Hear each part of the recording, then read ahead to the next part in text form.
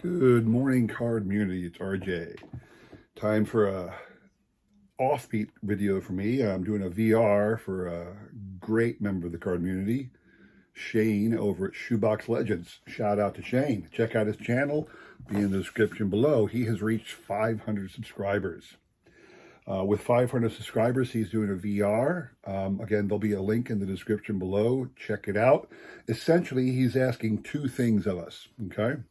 One is, in what way has your collecting changed? In what way have you altered the manner in which you collect or what you collect or something like that?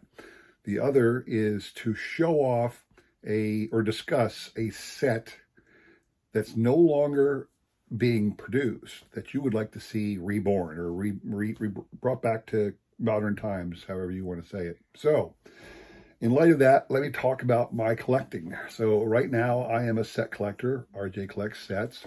Topps flagship. Every year I do 3 main sets, without fail.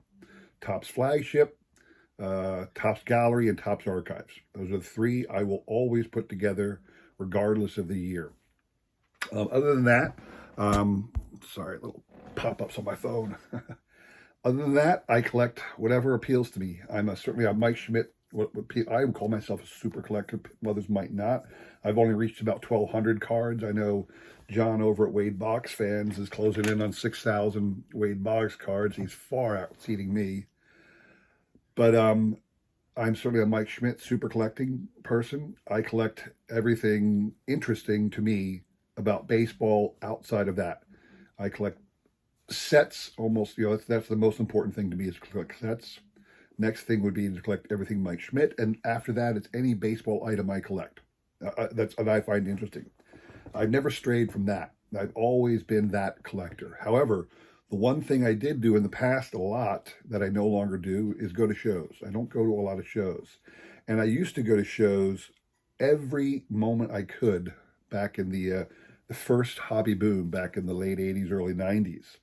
That's when I got big into collecting, and I was collecting autographed baseballs. I had over 150 autographed balls at the time, and most of the big name players. So essentially, I had, like, there's a famous poster of the living members of the 500 home run club. Okay, at the time, there were 14 of them, or maybe not, no, maybe there was 11 of those still alive. 3 had passed. I had every one of those on an autographed ball. Not a single ball with all of them. I had Mickey Mantle. I had Ted Williams. I had Hank. I had them all. Then, in the middle of life, I sold off all of them. So I no longer have an enormous collection. I got like 2 or 3 little ones. Here's my Greg Luzinski ball.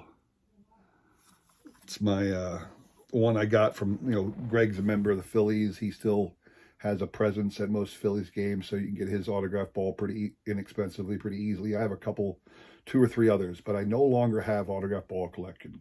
I also briefly was doing through the mail, a little bit of TTM.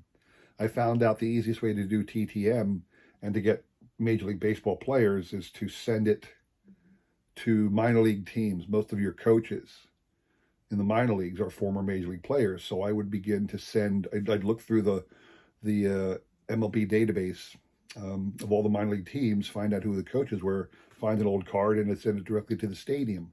Got a lot of success that way back in the day. I no longer do TTM.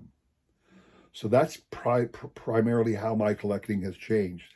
Nothing's changed in like, oh, I now do this. No, I've done the same things as always. Although I've added gallery and archives to my collecting gold.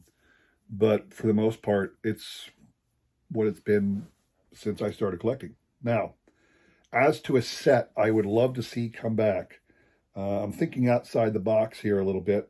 What I would like to see come back are the Kellogg's lenticular, to use a Shoebox Legend term, cards. So I will show off to you my Mike Schmidt cards. This is a 1975 Mike Schmidt Kellogg's offering. It is the first one that featured first Kellogg's offering that featured Mike Schmidt on it. I loved, when I was a kid, every kid back in the 70s, 80s had cereal for breakfast. Here is the 78 version. We all had a bowl of cereal, some milk for breakfast before we ran off to school. That was life. And it was amazing to get baseball cards in your cereal. And it would come, here's your 1980 version. These would come wrapped in a little piece of plastic or some other packaging, a single card to a box. And they were actually inside the box, which was fantastic. I think they still do that. Some kids' cereals still have prizes in the boxes. This is your 1981 Mike Schmidt Kellogg's version. But it was the height of kiddom, 1982, to go through your Kellogg's Corn Flakes, Frosted Flakes, or what have you, and get a baseball card in there. It was the ultimate as a kid. This is what we wanted to do. I would love to see, there's the last one that they did. Kellogg stopped in 1983. They had a couple small, very small smatterings later on in the 90s. But for the glory days of nearly 100 cards, it was the late, all through the 70s and then the early 80s. I would love to see Kellogg's come back and start producing cards again. I would love to see that in your cereal boxes. A run of like 100 players of today's game, all in that beautiful, what I called 3D. And again, shout out to Shane, who calls it a lenticular design. So there you have it, Shane. I hope you appreciated that. I hope everybody else who's watching this got something out of it. Please check out Shane's 500 subscriber video. Congrats to Shane on reaching 500. I'm far from it, but that's okay. We don't do this necessarily for the numbers so much as we do this for the love of the hobby.